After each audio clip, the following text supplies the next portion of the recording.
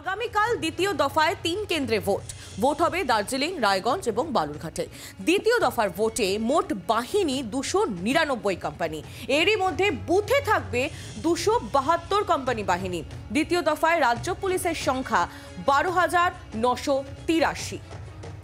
সুতপা সেন আমাদের প্রতিনিধি রয়েছেন আমাদের সঙ্গে টেলিফোন লাইনে। সুতপা, দার্জিলিং, রায়গঞ্জ এবং বালুরঘাটে কোথায় কত কোম্পানি বাহিনী থাকছে, নিরাপত্তার দিকটা পুরো বিস্তারিত জানতে চাইবো তোমার থেকে। দেখো, দার্জিলিং, জলপাইগুড়ি এবং দার্জিলিং, রায়গঞ্জ এবং বালুরঘাট এই 3টে কেন্দ্রে 272 কোম্পানি বাহিনী থাকবে, তুমি জানো। এবং এই 272 কোম্পানি কিন্তু শুধুমাত্র বুথে থাকবে। এছাড়াও অন্যান্য যে সমস্ত কাজে বাহিনীকে ব্যবহার করা হয় তা ধরলে পরে মোট 299 কোম্পানি বাহিনী থাকবে। এবং যেহেতু রায়গঞ্জে বেশ কিছু পকেট রয়েছে যেখানে প্রত্যেকবারই কিছু না কিছু ঘটনা ঘটে, তার ফলে সেই এলাকাগুলোকে বাড়তি নজর দিচ্ছে নির্বাচন কমিশন, যাতে কোনো অবস্থাতেই সেখানে গন্ডগোল না হয়, বিশেষ করে বুথের বাইরে যাতে কোনো গন্ডগোল না হয় তা নিশ্চিত করতে এবার কিউআরটি অর্থাৎ কুইক রেসপন্স টিমের সংখ্যা অনেকটা বাড়ানো হয়েছে।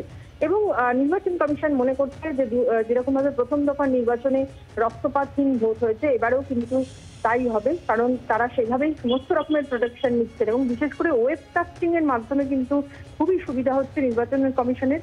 একেবারে কমিশনের দপ্তরে বসে প্রত্যেকটা বুথ আলাদা আলাদা করে তারা দেখছেন যে কোথাও কোনো রকম অপ্রীতিকর ঘটনা ঘটছে কিনা।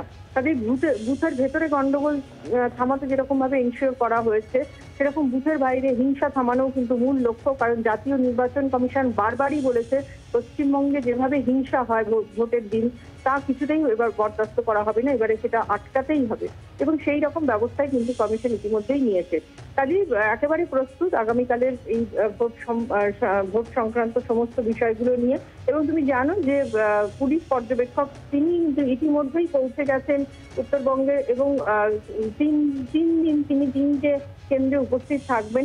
ভোটের দিনও তিনি উপস্থিত থাকবেন সেখানে। কাজেই একেবারে মাইক্রো অবজারভাররাও তারাও উপস্থিত থাকছেন। কাজেই সব দিক থেকেই প্রস্তুত নির্বাচন কমিশন।